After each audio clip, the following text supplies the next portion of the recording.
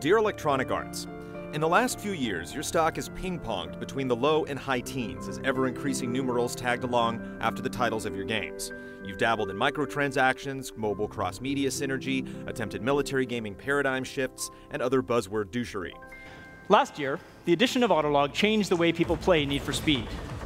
Yes, you've graced us with Brutal Legend and Mirror's Edge, which you've since seemingly wrote off, as cookie-cutter thumbscrews gave us serviceable but bland sequels and reimaginings like Syndicate and whatever the hell Dante's Inferno was supposed to be. You've purchased and then shut down studios. You've written off fan outcries to later bow to public pressure when it went critical. The Reapers and Cerberus started this. Now we're gonna end it. Remember when you wanted us to challenge everything? Good idea. Let's start with you. So the Ballad of Riccatello is over, and when the smoke clears, who will be the new company head?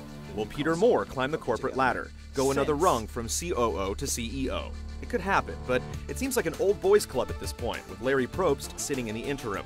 We've seen Yahoo go through this game of musical chairs, flailing with ineptitude, before eventually poaching a Google employee, which is similar to Peter Moore's initial jump from Xbox to EA Sports.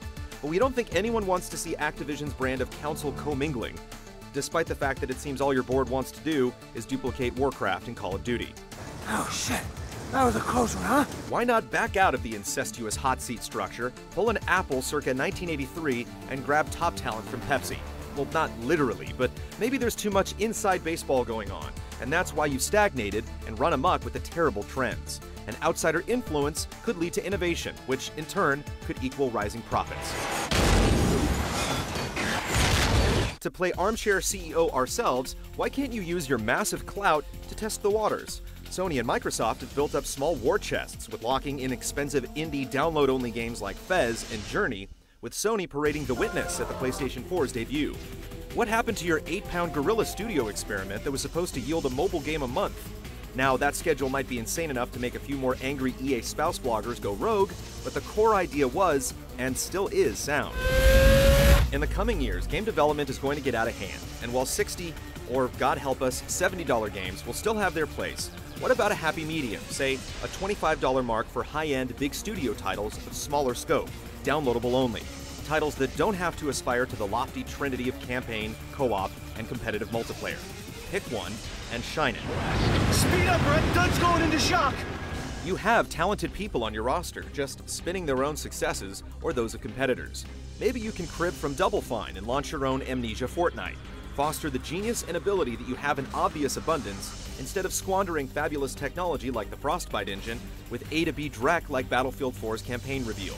It sure is pretty, but when a meticulously sculpted 17-minute vertical slice makes eyes roll more than jaws drop, you should take notice. And that's the last point. The loud minority can quickly convert the silent majority. Yes, listen to your stockholders, but listen to the people that are buying your games. SimCity is a debacle. Mass Effect 3 was, well, interesting. And the microtransactions from Dead Space 3 to the iOS Real Racing 3 are not being ignored by the internet ire. Shrink those ballooning marketing budgets by not screwing up in the first place. There's a real correlation there. And no, we don't think you're the worst company in the world, the USA, or even California. But we're still sore over you shutting down Origin Systems in 2004. Sincerely, GameTrailers. See all of our shows and game reviews now on the brand new GT app on Xbox Live, and the GT Originals iOS app too.